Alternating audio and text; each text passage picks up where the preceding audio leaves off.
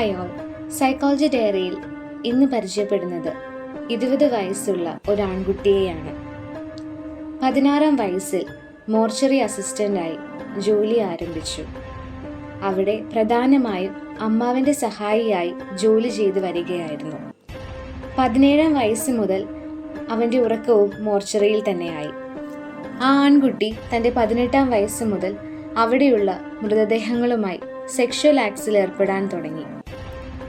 ശരീരങ്ങൾ തിരഞ്ഞെടുക്കുമ്പോൾ അംഗഭംഗമില്ലാത്തവ, കൗമാരപ്രായക്കാരായ പെൺകുട്ടികൾ എന്നിവരുടെ ശരീരങ്ങളായിരുന്നു അവൻ തിരഞ്ഞെടുത്തിരുന്നത്. പലപ്പോഴും പോസ്റ്റ്മോർട്ടത്തിന് മുമ്പാണ് അവനിത് ചെയ്തിരുന്നത്. താൻ ചെയ്ത പ്രവൃത്തികൾ തെറ്റായിരുന്നുവെന്ന് അവന് തോന്നിയിട്ടേയില്ല. ഇത് 2020 ബംഗ്ലാദേശിൽ നടന്ന ഒരു സംഭവമാണ്. ഇതിൽ നിന്നും മനസ്സിലാക്കാൻ കഴിയുന്നത് ആ ആൺകുട്ടി നെക്രോഫീലിക് ആയിരുന്നു എന്നതാണ്. എന്താണ് നെക്രോഫീലിയ?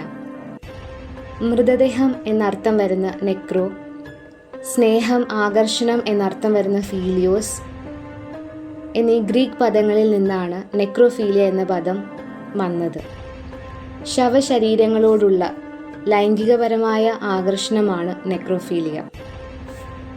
സ്കീസോഫ്രീനിയ പോലുള്ള സൈക്കോട്ടിക് ഡിസോർഡേഴ്സ് ഉള്ളവരിൽ ഈ അവസ്ഥ ഉണ്ടാവാൻ സാധ്യതയുണ്ട്.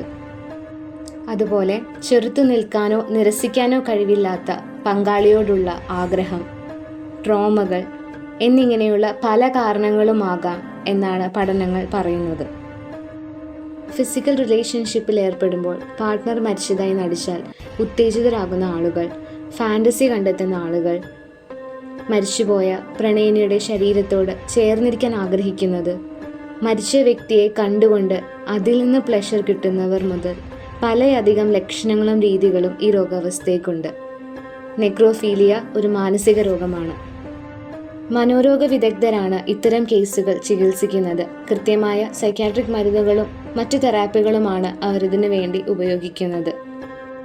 എല്ലാവർക്കും ഇന്ന് പറഞ്ഞ കേസും അതിനോട് സംബന്ധമായ രോഗാവസ്ഥയും അതിൻ്റെ ലക്ഷണങ്ങളും അതിൻ്റെ കാരണങ്ങളും മനസ്സിലായി എന്ന് വിശ്വസിക്കുന്നു.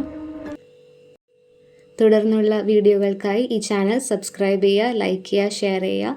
Thanks for watching. ബൈ.